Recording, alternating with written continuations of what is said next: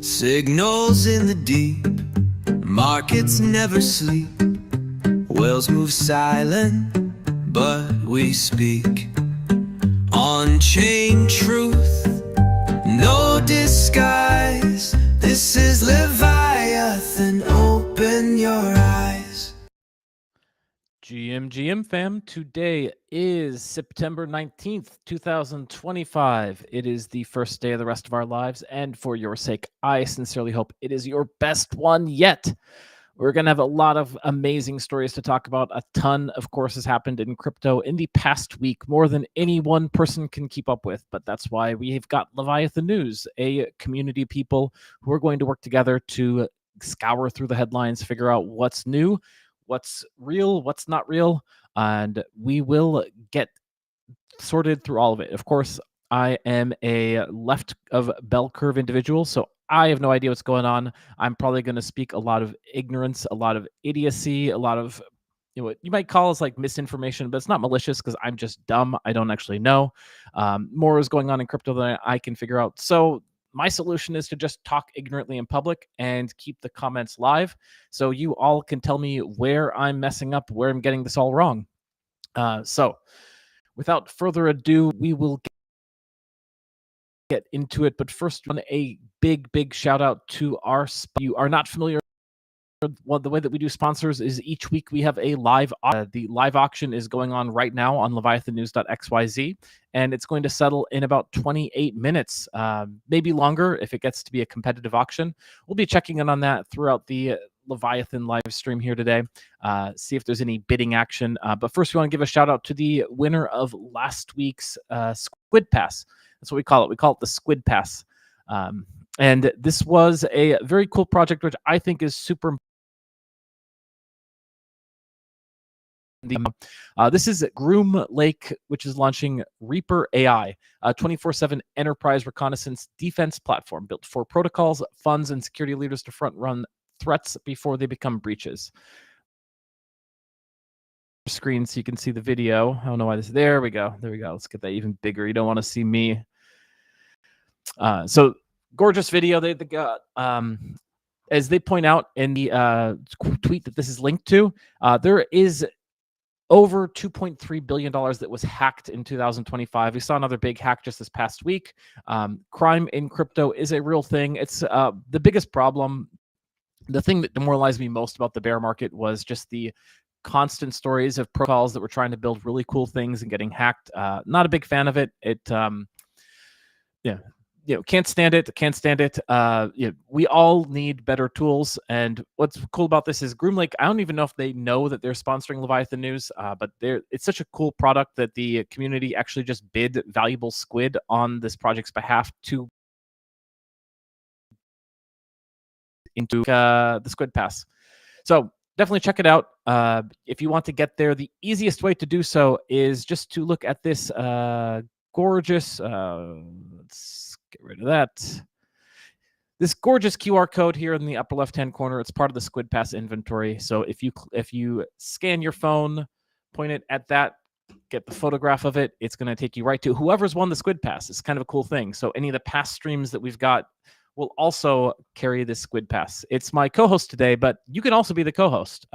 Llama parties are parties. So in the true sense of the word, we want to make it a party. We want you all to come on and chat with me. So in that spirit, I'm going to be doing what I call an experiment, except it's kind of working. All the naysayers would say, Curve Cap, you're gorgeous, but you're not very smart. If you post this link in public, then you're just going to get all sorts of crazy people on your stream. And that's not true. We have been posting this link now for about a month, and we've just been blessed by amazing, awesome, super brilliant guests who have kind of steered me in the right direction. So if you're watching this, I'm going to drop this link into the chat. Where I also hope, if you're not like the kind of person that likes doxing yourself, that you can just keep the chat active, because we'll keep the comments on stream. But it's live. I'll also drop it in the YouTube. So anyone who's watching this on YouTube, X and YouTube are the two places where we stream. We've already got about 100 people watching this, which is kind of cool. So head to YouTube, head to X, get the link, come join me in here, chat, scan the QR code, scan it several times, grab like whatever beverage you think will make this the most optimum and fun party.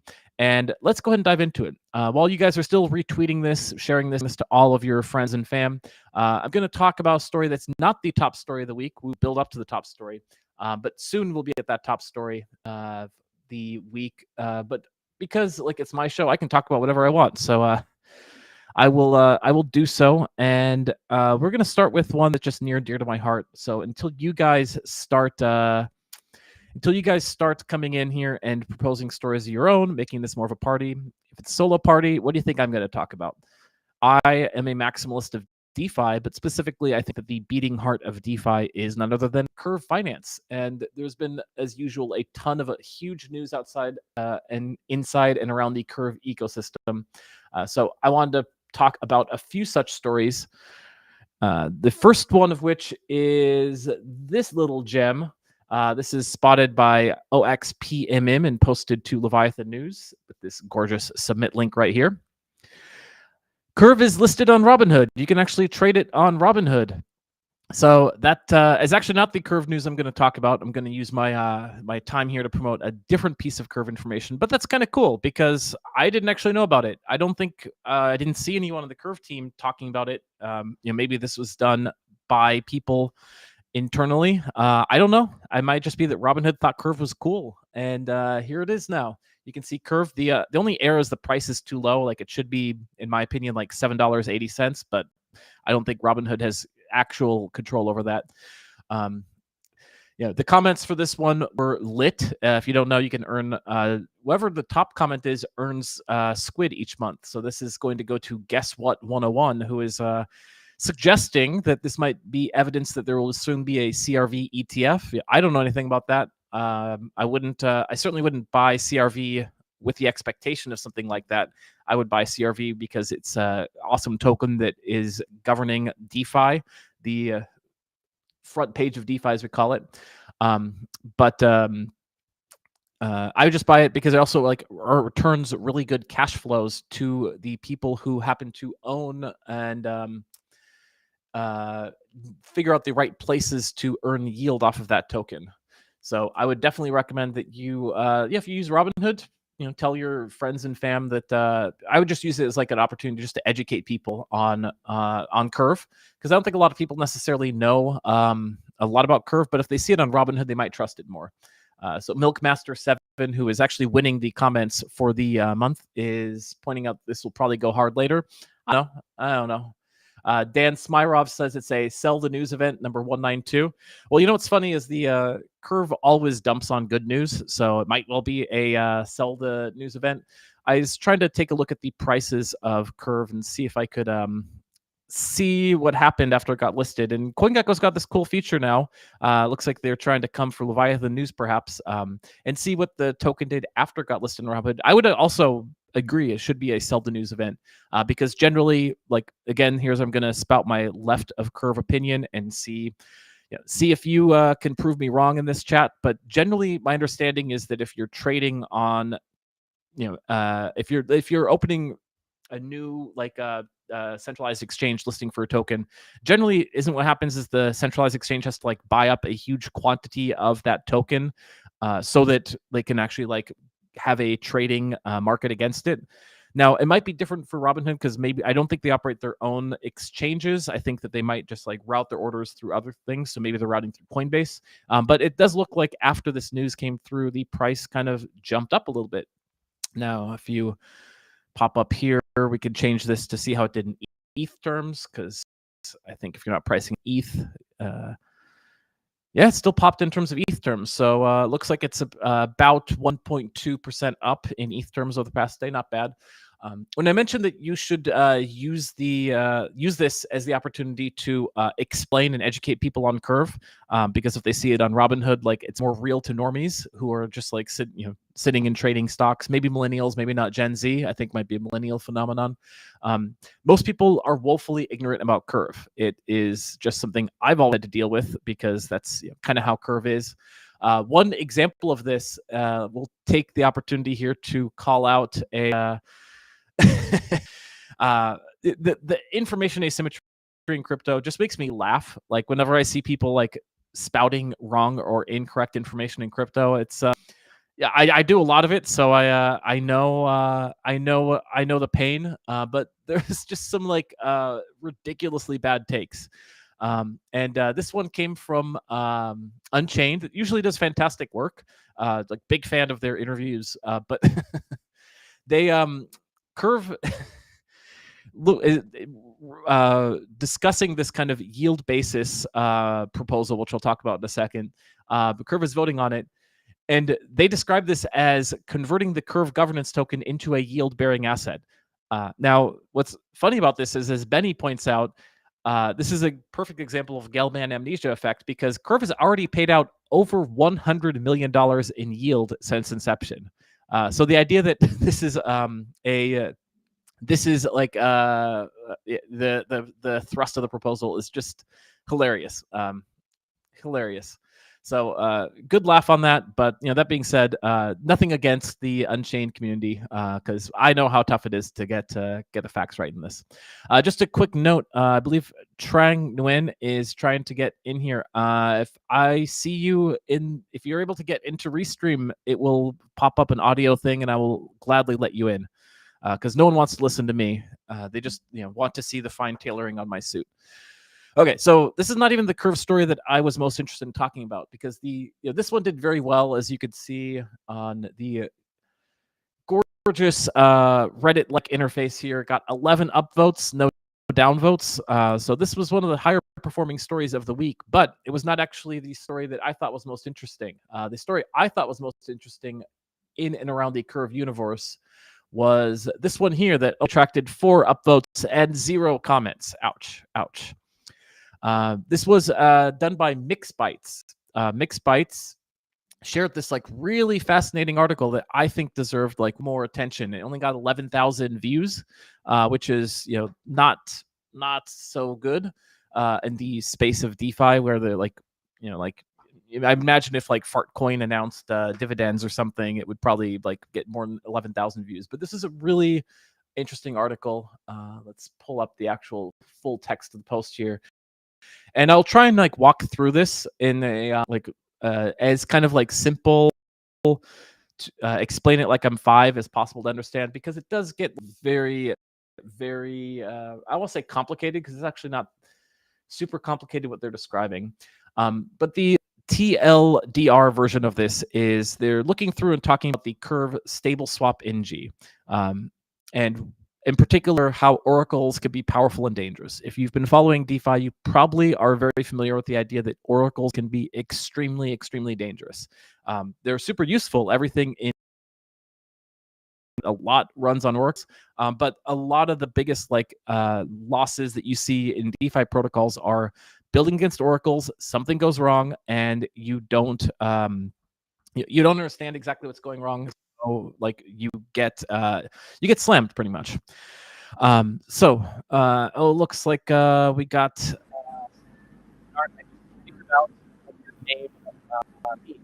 Nope. Welcome. Yeah. Excellent. You joined just in time, because we're going through this MixByte article, and I'm trying to explain it for people who might not understand it, because it's kind of like complex, but having someone to keep me honest here is going to be like so I'll drop the link to the article if you haven't seen it into the private chat here, so you can start skimming it, and feel free to butt in if I'm saying anything super dumb. But okay, so basically stable swap NG, that's the Curve newest generation of stable swap pools, which are designed for 2 tokens that trade near parity. So this is used for like a dollar coin trading with a dollar coin, or it could be used for like ETH and like 2 versions of wrapped ETH. Think of it as, in this case, a curve that's extremely flat. You've probably seen this chart before. This is what the Curve stable swap NG invariant looks like, which is essentially it's trying to keep things flat for as long as possible, and only if it gets too far to the edge does it like pop up to like look more like the X times Y equals K invariant. This is the stable swap contour, which is discussed here in this article. This is what that fancy math, all it breaks down to is just giving you that nice stable swap invariant, right? So that was curve V1, is it just works off of this stable swap invariant. It's almost flat, around 1-to-1. Swaps are, for the most part, cheap, smooth. The next generation, or NG version of the pool, adds this clever trick, which is that one side of the pool could actually be rescaled based on if an external oracle sets its value has changed. And this keeps the pool aligned with real-world prices. So, for example, you could take as an example the USDC depeg, where if USDC depegs to 90 cents, you could have that integrated into the pool based on a real-world oracle. But there's a catch here when you're building this, which is that every time the oracle updates, the pool price shifts instantly. So this isn't a problem if the oracle is stable, the pool will continue to run smoothly. But if the oracle is volatile, which happens very frequently, the pool could lurch in very big jumps. And because the fees are very, very tiny, what a savvy trader can do is buy right before, basically like the trader could like buy just before the keeper updates the oracle price, and then sell right after and get the entire jump for free. That's outlined in section 3 here, where raising the fee doesn't actually new sandwich. So generally, if it's like a 0.03%, you, as long as the oracle jump is more than 0.06%, like in this case, they give 0.065% as an example, you could actually like profit off. So the long and the short of the oracle-driven pools can only work if the oracle itself is reliable and the tokens are well matched. Otherwise, you're basically handing traders a free lunch. So here propose a smarter fee that only kicks in when the oracle jumps, which would protect liquidity providers. And they also have some recommended actions if you are a pool deployer and interested in using this oracle-driven feature of StableSwap NG. So if you are an asset issuer, strongly recommend you read through this article, talk to the Curve team. And just generally speaking, if you're a builder in DeFi, just know that oracles don't just feed data into DeFi. They very often become, if the price moves very fast, you can up getting yourself into trouble. /rant / explanation. Nart, or Nart backwards. How did I do? Have you speak English or what? Come again? Oh, it's like God language. I didn't understand. Like so many math and stuff. Yeah, I promise that was all English. That was all English. Did my best to try and take it. Like, people have a tough time understanding the oracle thing. I think the easiest thing is just don't use oracles if you don't know what you're doing, right? Mm-hmm. So at any rate, also, like oracle is like single point of failure if you using it wrong. Is that what? So it just happens very frequently where like the oracle price will very, very quickly like jump by very large amounts. And it might actually be like an accurate thing. It might be because, like, for example, it's calculating the price of a liquidity pool, where there is like just like this kind of method I can point to is, let's look at the squill price. Let's get this on screen real quick.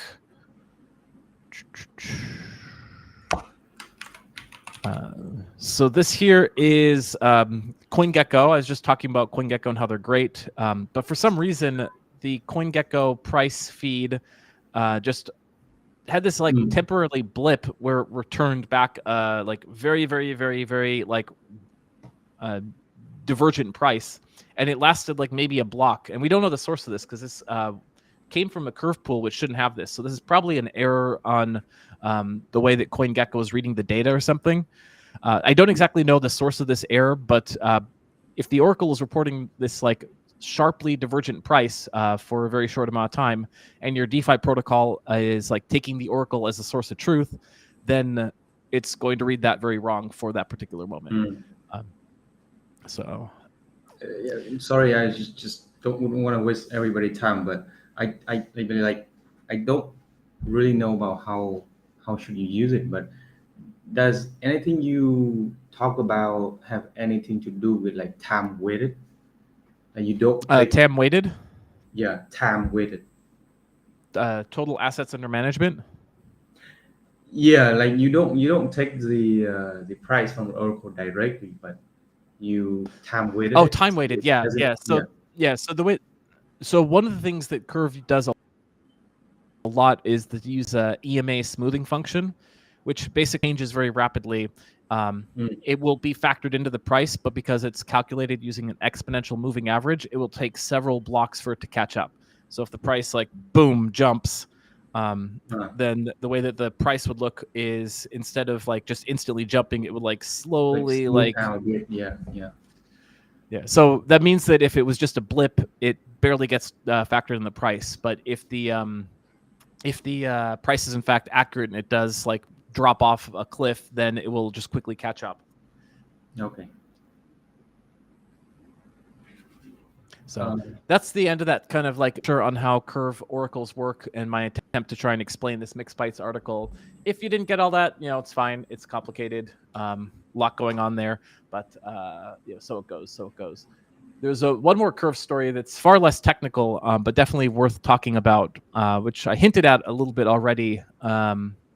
And this was, and then after that, we'll get to some like more fun type news.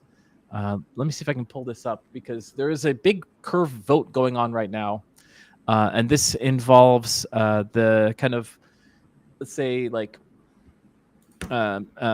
difficult to report news because we saw that Unchained, which is pretty good, got this like badly wrong. And this is involving yield basis. So yield basis is trying to do a vote about getting a credit line from Curve in terms of crvUSD, and using the basically like yield basis has this like pretty cool protocol that they're building.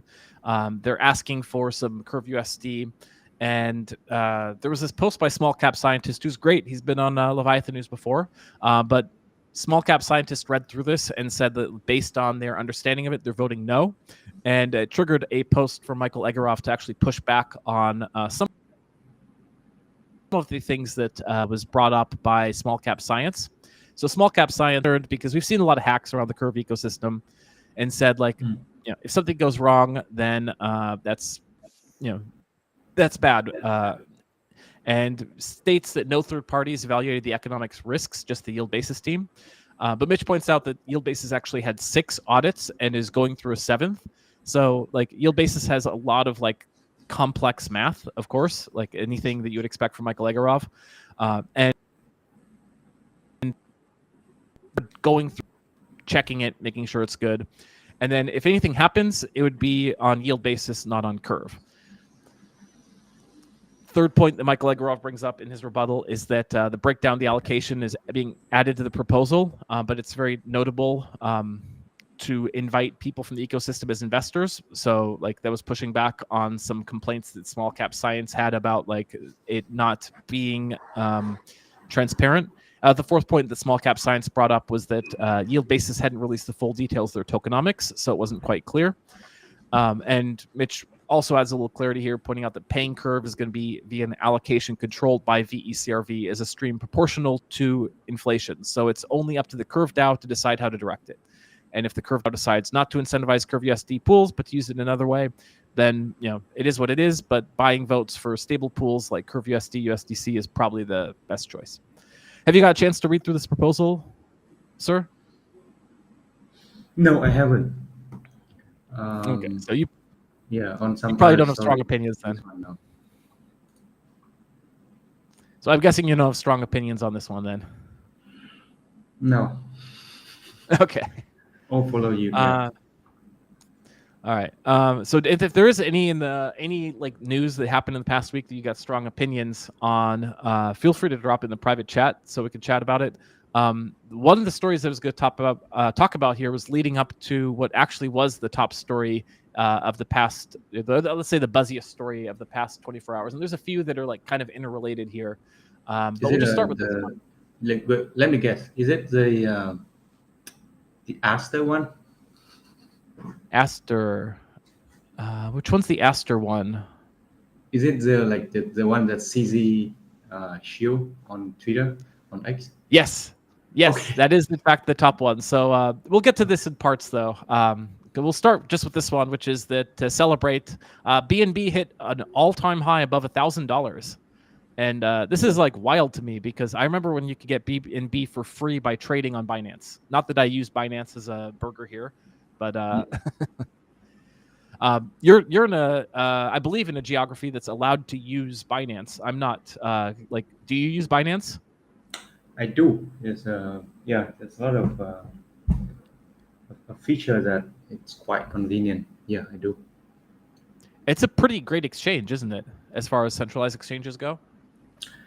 Uh, yeah. Um, well, Okay, so it's maybe always a bad thing about centralized exchange, but it's to me it's a decent one. Yes. so. Yeah, a lot of celebration here in the comments, and Recommend. I thought this one, Milkman Rugnance. Is it like commonly known for rugging people? Uh, Wait, like, okay, maybe I just read a little bit before this. So remember last week you said you don't know if he's the last Llama Party you would have, right? And I felt obligated to show my face, share some of these the rigs. So I decided to Mhm. okay turn on my camera and it shows my actual face, not only you know the avatar, whatever. Oh my gosh! Please, Uh, please be safe, sir. I do not want to get you in trouble. I I don't. don't want. I mean, I don't I want. don't. Yeah, it would be safe. Yeah. Um, Anyway, I don't know what people mean by rocks names, but there was one incident that me personally I had, which was I wrongly deposit USDC on a chain that they did not support, and I asked their customer support like, "Hey, I did the wrong thing, and then can you help me?" And then they kept saying no. It's not like nothing they can do, and it's not a lot of money, but it's decent money for me personally, and I never had back. Why on others exchange, I got it back like even just with the same kind of mistake, I got it back. Am I allowed to say it like the name of the like say the good exchange? It's Gemini. So Gemini back then it's a safe a stable coin. It's LUSD from Liquidity. So Mhm. yeah, so like they was really supportive, and my fund get like back like almost instantly. uh, Oh wow. just my personal experience. I don't know what people mean recommends actually. Well, maybe it is related to the what you pointed out and predicted correctly was the current top story on Leviathan News. Of course, it changes frequently, Yeah. but there's this really lengthy article entitled "Crypto Crime Cycle." When someone knowingly pulls the spotlight onto a project without caring about its fundamentals, they're manufacturing hope with no intention of sustaining it. So it's like selling oxygen tanks to drowning men and then cutting off the supply halfway. Attention gets turned into a weapon, and that's why attention itself becomes a crime. And here's the full article on X. Definitely recommended to read through it yourself. But it's kind of pointing out this like practice that CZ does, where he Hmm. brings it into this perp dex called Aster. Aster gets attention. The attention is only for a couple of hours, and CZ can direct attention as he likes. I don't know Aster though. Like, is Aster like criminal exchange or something? So last we talk about how Mhm. kind of what they like Binance or Coinbase. They have a lot of volume going on. So it's like you have to do something about it, right? It's so the hyper liquid. So I it's one of the projects that to compete back to Hyperliquid.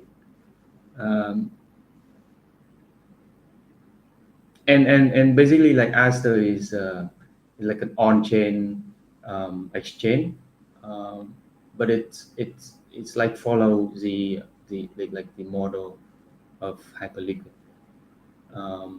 So I think it's fair for him as as a Binance guy to back Aster. Yeah, I think that's the main reason he sharing he back it.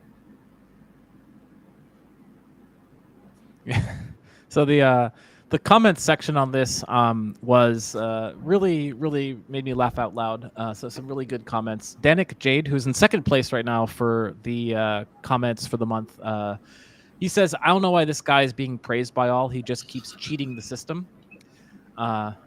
MSO Bro says nearly all projects are a crime, to be honest. Even projects with solid fundamentals have crime-laden launches, which I don't know if all projects have crime-laden launches. But it's definitely true that it's certainly true that most projects launches are because they sort of have to be. And you could make the argument that because they're more centralized, like there's actors who are doing things. I don't know. New Nart has a hilarious one, which is just CZ can take a dump on the floor and it's going to the moon. It doesn't make any sense. Which is, I think, like a really good summary of the article, because that's basically what's happening. Is like CZ could just point in any direction and direct a ton of attention to it. Like that is the attention economy, right? Like that is what people are all worked up about. That's why most of Gen Z wants to be an influencer, right? Yeah, I think if you go back to Leviathan News, like the previous post, as someone posted an article on about like crypto crime circle. Like he wrote a pretty good. I read it, and I think it's pretty good article about how attention, like they could get a threshold, like 1 million people, for example. Like definitely CZ is like more like that number is more. Yeah, this is the article. And then people like FOMO and have hope, and then they like jump in, like try to jump into boat, and then I think a lot of them like get their hand burned. Yeah, I think like the attention economy is pretty right word here. So I think I saw a poll that said something like the top career that most people in Gen Z would like to have is influencer, which means that like they don't want to be a doctor, they don't want to be a lawyer, they want to do the best dance videos on TikTok or something. I think that this might be why, right? Like how do you monetize being an internet influencer? Well, there are ways. Yeah, I think it's behind the scene, but the attention get engineered, get spread and timed correctly, and then monetize it. I'm actually pretty curious. Like, it's very qualitative judgment, but how do we actually like get quantitative stuff on that?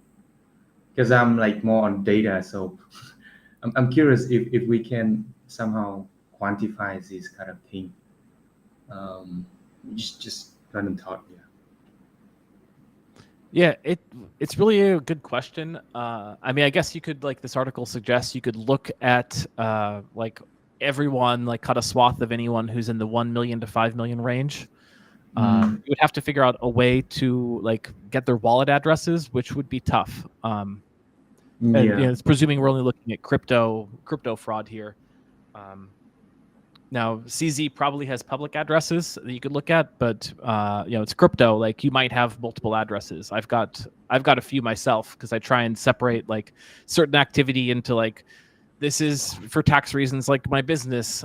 This is my transactions. This is my personal transactions. This is my Leviathan transactions. This is my Curve transactions. It doesn't work, but it just makes my life more cluttered. But it's a noble attempt to do so. So I don't know. There's also the other interesting stories that I saw come out this past week also relates to Binance. So that's why I was saying like I'm kind of grouping a bunch of stories together. And I know that CZ is not like directly involved with Binance anymore. He kind of is. I think he's like chairman, but he resigned as the day-to-day CEO. But I still kind of mentally think he probably has like sway over it. And like there was like this like really crazy story coming out of like US where like the Trump team was launching their own stablecoin, and despite like when Trump first took office, he was saying like he's going to support built in America cryptocurrency, whatever that means. But then when he launches his stablecoin, he goes to do it on Binance, which as the comments point out, is like kind of like leaving the US market here. So there's this like report from the Senate Banking Commission. I think that this was actually authored by. I'll pull this up.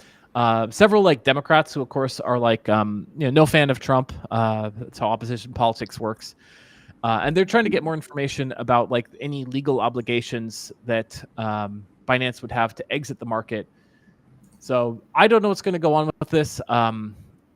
It's kind of like politics is like such a gotcha game, but I kind of would like to know a bit more about this because I'm like, why are you doing Binance? Like, what's the story here? By the way, speaking of centralized exchanges, Kraken is one that MD, who was watching, recommends, having had a good experience with. But like, yeah, why not launch things on Kraken? Like, what's the financial connection with Binance? I don't know. Do you know like much about this? Because I have not followed it super closely. No. I know that this other story. Oh, go ahead. No, I think you point out that article. I feel it's quite funny. Like Trump is trying to promote crypto and then try to use Binance. It's quite funny. It's just without the detail is yeah. It is. And I brought up this other article because just Binance and what's going on is like very heavily in the news, which doesn't mean I'm any better at figuring it out. But this one came from Crypto Slate, posted by Danik Jade. Just pointing out that Binance is currently in negotiations with the DOJ to remove the $4.3 billion with a B dollar settlements independent compliance monitor. So there's obviously like some intense negotiations going on here. Milkmaster 7 is asking why. It's like regulatory story that I wanted to talk about here, which is remember this guy? Gary Gensler is back. And he is sounding the alarm. So thank you, Gensler, for protecting us even outside your official duties. This is brought to us by Peter Imim, and this comes from CNBC. So he's basically noting that there's been this industry pivot going on, agency crypto pivot, and just still worried about altcoins. And this kind of comes amidst this letter that Elizabeth Warren and other lawmakers sent to AI and crypto czar David Sachs. So lots of stuff going on within politics. Here's a video which might be full of like less uninformed speculation on what's going on here. So recommend to find that and check it out if you're interested in learning more about this.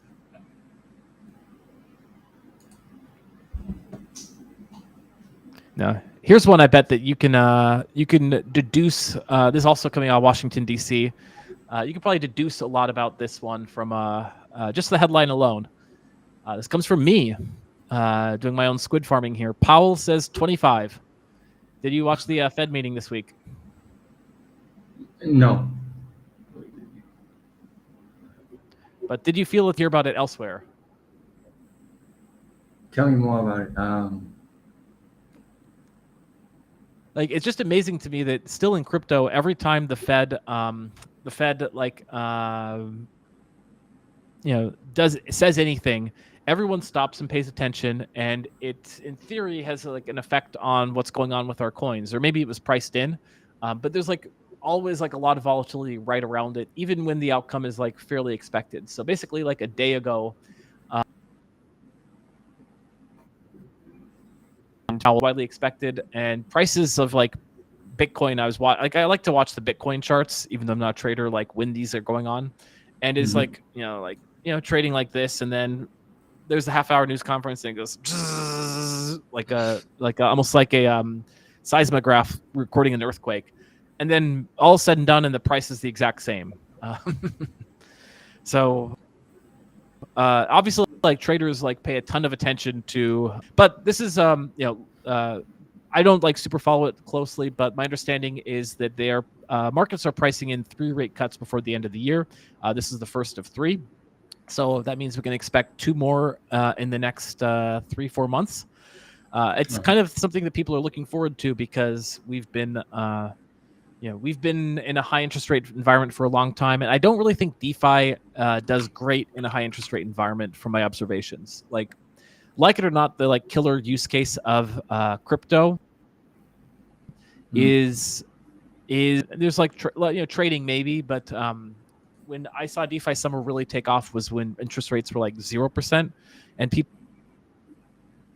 think they could get on their dollars other than 0. And it kind of seems to me like we're moving a bit more in this direction, because we're seeing interest rates falling. We're seeing the dollar devaluing. So instead of wanting dollars, people are trying to like get their dollars into speculative assets. We might see like if banks don't earn interest rates, people are going to like start doing searches for DeFi. Maybe they'll come across Curve, or maybe they'll come across like yield basis. Maybe they'll come across resupply, and they're going to like find some of the interesting projects and protocols we've been building out there in DeFi. So like on that level, I'm kind of excited, but all we can really do in the meantime is just build. And if people do show up to DeFi, then good news. Do you think it's? I mean, like, I'm not into like macro stuff. But do you think it's still the market's inefficient of how easily it can be affected by your news or um, like anything in general? So I think that markets are inefficient. Well, markets are efficient. If according to the efficiency market hypothesis, like you kind of have to start with that. And this is basically that markets are not perfect, but they do represent the best available, let's say, collision of people's perceptions about what might happen in the future available to us. Which means like one example would be Polymarket. Like Polymarket has markets for who's going to win the 2026 or 2028 elections. And at the moment, it's like very tough to say because so much can happen. But also those markets aren't super liquid. So like there's not a lot of people that are willing to trade on that particular like gamble in the future. But there are some that are willing to make bets at it at the moment. So the markets are efficient in that the people who do think that they have enough clarity to like be willing to put their money on it and tie that money up for several years, in the expectation that these liquid markets are going to change in the upcoming months. That is information, and they're trading against people who have different perceptions of things. So even if the markets like don't, even if not everyone is trading in the markets, those who are into the markets, kind of updating those markets with new information and blessing us with like new data points that do kind of bring the prices to this kind of wisdom of the crowds. So I think that every time someone trades into a market, it's because they think that market has become stale or inefficient, and that they can trade into that market to make that market more efficient and make money for themselves. And it's that like observation of seeing the market become too out of line with reality, where they are willing to trade back into it and with the expectation of profiting. MD, by the way, answers your macro questions here, describing that it was like super important. The Fed conversation, interest rates drive everything. J control that level, so it's super important to try and figure out the direction.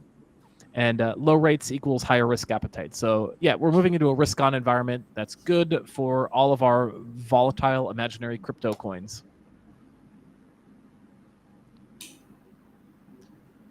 All right, good stuff. Good stuff.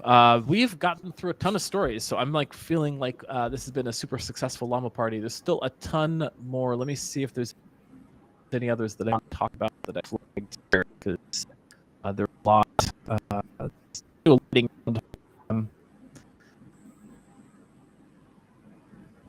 This one is exciting to me. Nelson is super excited by this, but Ethereum's Fusaka upgrade is going to be happening on December 3rd. So this one is going to have some testness, the first of which October 1st, October 14th on Sepolia, on Hoodie on October 28th. This one's focused on scalability, so it's going to double blob capacity and also focus on preserving decentralization and security. Now, I actually am not sure how much I want them to boost scalability, because if you haven't noticed, like gas fees have been like below 1 to 2 Gwei for about the past almost year, it feels like. And as a Ethereum bag holder, long suffering, like I kind of count on high gas fees to be able to burn up the price. So just speaking fully selfishly, like stop scaling. Like we need to build demand before we start solving on the scaling side. But that's just me. Greedy. We're all in this space because we're a little bit greedy, though, right? Is continuing the lecture here. And man, MD, I wish you were joining us in the studio here so we could talk about this live. But going back to our interest rates, bond market's king. It provides glimpses in the future, risk appetite, because it's what debt is sold for at the given rates. So that's how it all ties together. I don't care too much about the EU because they're basically cooked, but they are working pretty hard at more crypto, giving the ESMA, which is I guess their equivalent of the SEC or something. They're trying to give them more authority over crypto oversight. They're trying to get off the ground, even though no one seems. And they're planning some savings investment union to boost pensions and deepen capital markets, including auto enrollment with a rare typo. Come on, editors, step up your game here. And tax stuff happening in the EU, but a sign of how little people might care about the EU in this particular article. Pushing for global stablecoin standards while Australia is easing rules. So other countries, they're seeing what's going on with perhaps the U.S. Genius Act, and they are trying to get in on things. But any thoughts about any of these, or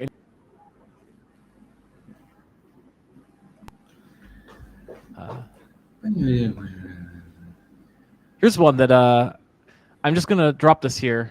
So the South Korean crypto custody firm BDACS announced that it's launched its first local currency-backed stablecoin named KRW1 on Avalanche.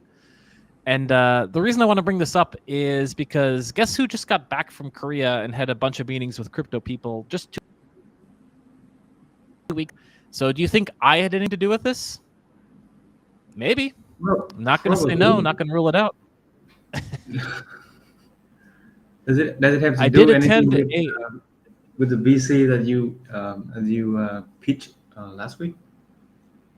Yeah, I'm not saying no. Like maybe the K-pop star. Yeah.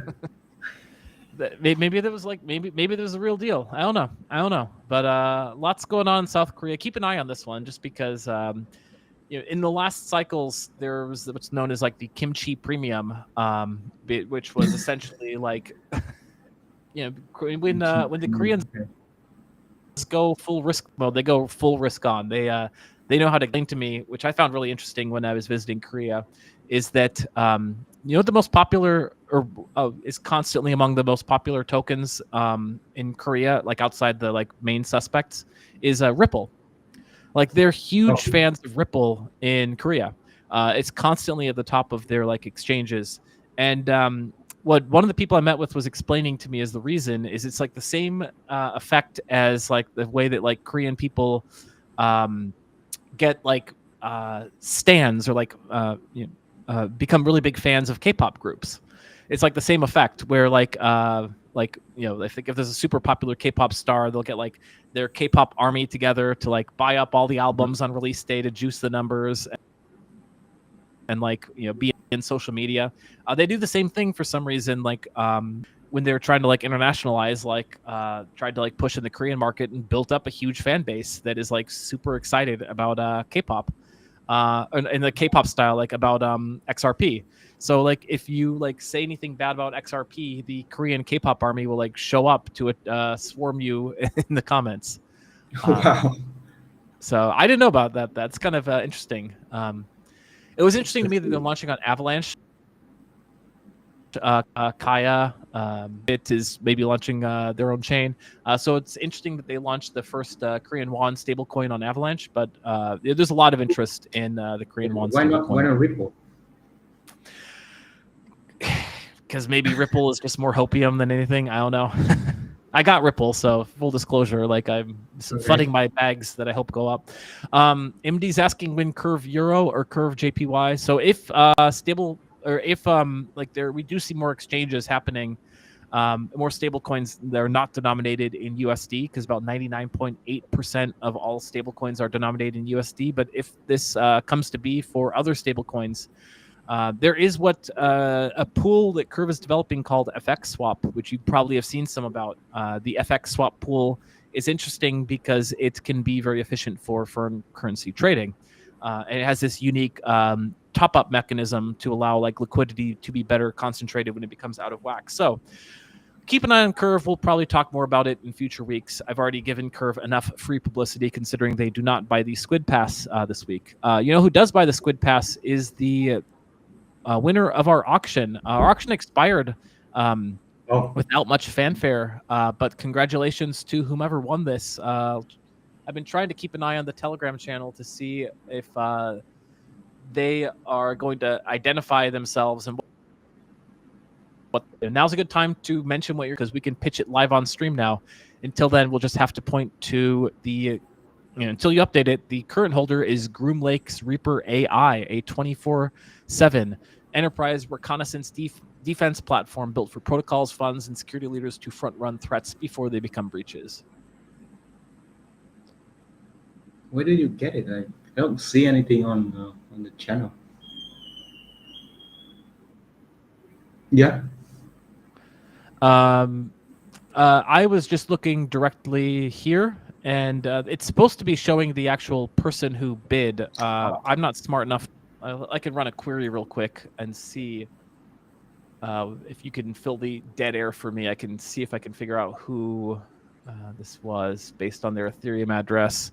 I think it's supposed to pop up in the UI, but as I mean, you've seen the code base, so you know why things that should work don't work, because there's a cajillion and one vibe coded bugs.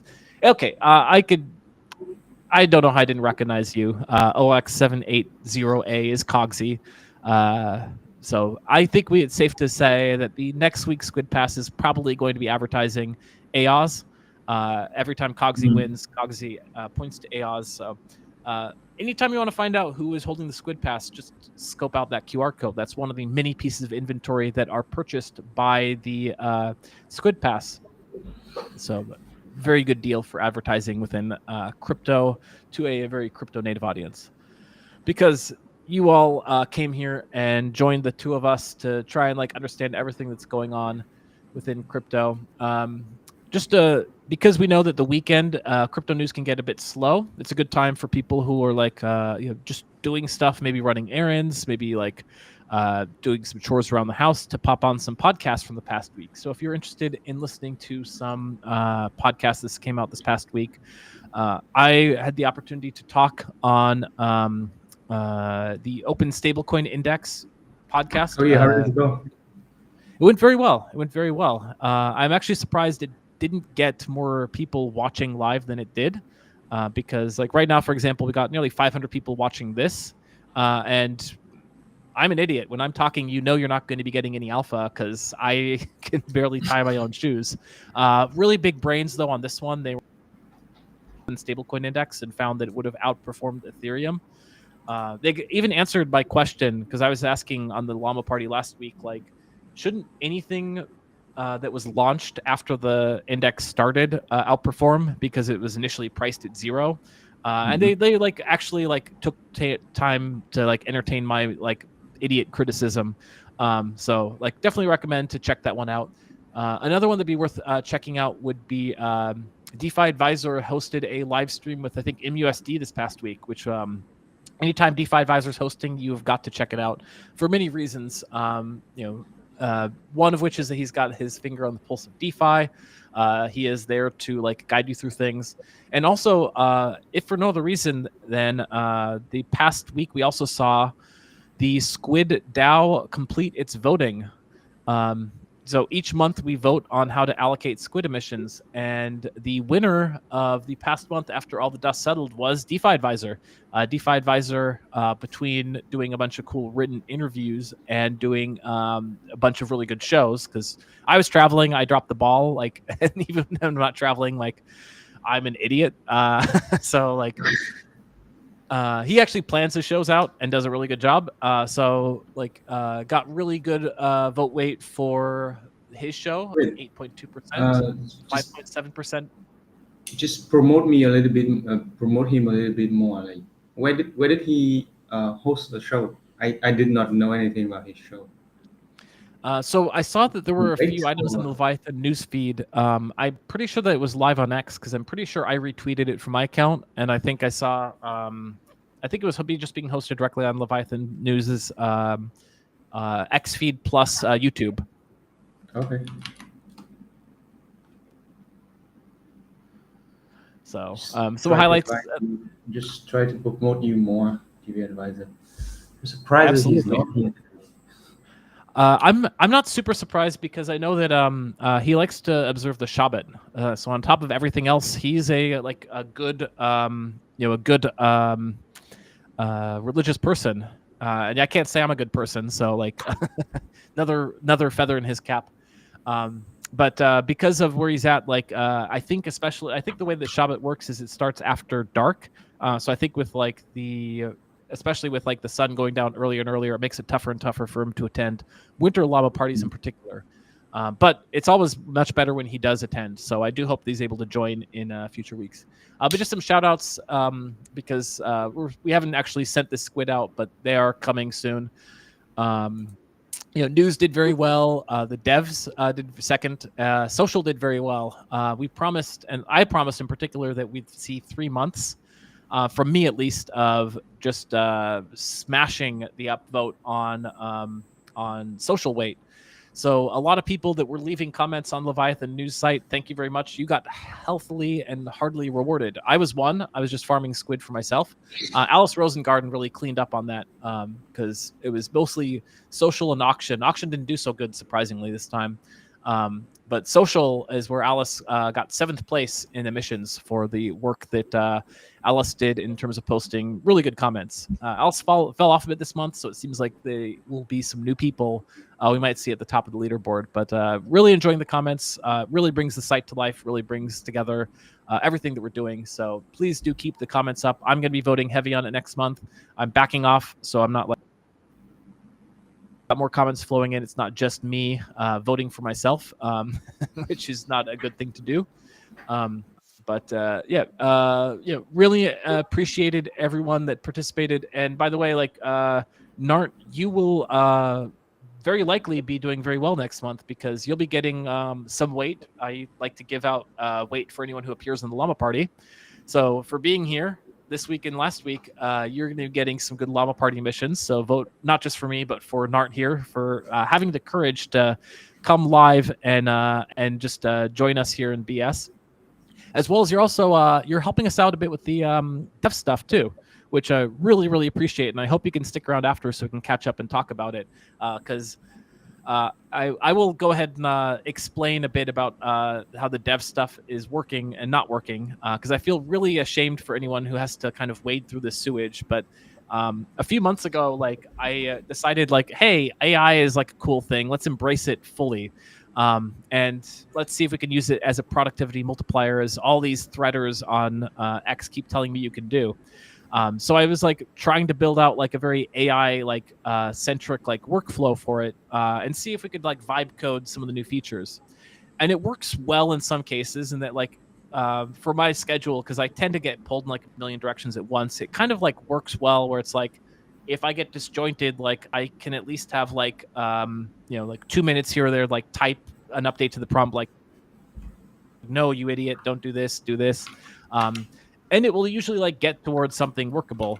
But it also does some really, really stupid stuff. Like just, I'm trying to like figure out how to communicate this in ways that like non-coders can appreciate.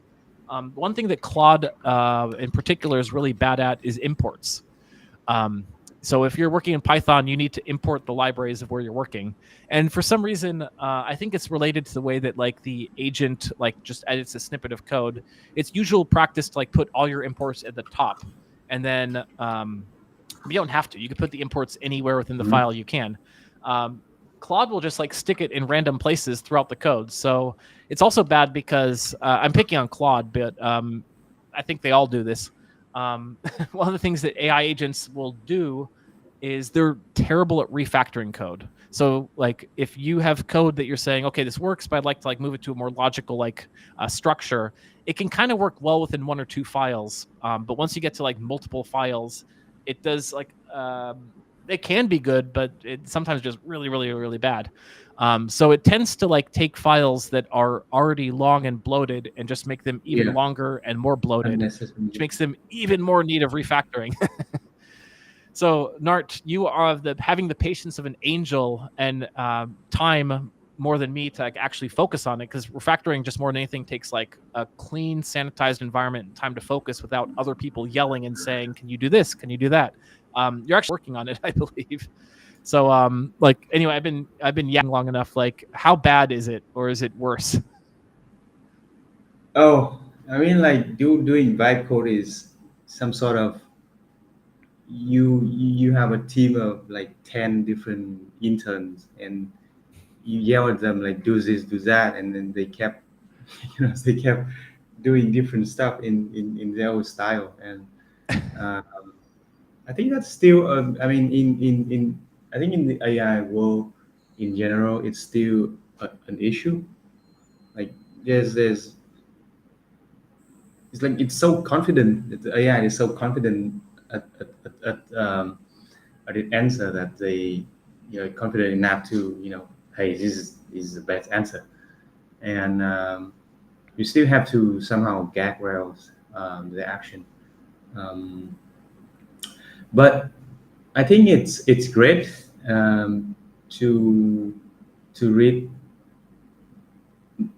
other people code, like your code, and then from there, like from this all this whole bunch of like like big chunks of code, and then try to figure out what do you think, like why do you do that, and then try to figure out like the cleaner way to do it. It's great. I mean, I enjoyed it. If yeah, that's my thought. Excellent. Well, stick around for a bit. We'll talk more about it in debrief. But this is a this is when the vote comes in. Wow, it's already the 19th. Jeez, in about 10 more days, we'll be like preparing budgets for the next month, and Nart here is going to be getting like significant allocation on the dev side in addition to being on the Llama Party side. So this is my plug and endorsement to please vote for the dev team next month, because you have no idea gonna be what rich. I've gotten and how much I appreciate. Yes, it's squid, so you're not going to get rich. It's like a valueless governance token. Speaking of which, John Squid rich. JL, Squid Rich, you'll be a squidillionaire. John JL, who is watching us live here, says good talk today. John JL is bringing us a lot of the news as well, so big thanks for John on your help. Congratulations, you were in the top 10 this past month, so you're also going to become Squid Rich. But we really appreciate the efforts and everything you've done for us, as well as all of you for watching. So this has been another Llama Party. We hope that this is just the start of your amazing day, and that you're going to go on to do amazing, amazing things with the day and make it your best one yet. So Squids,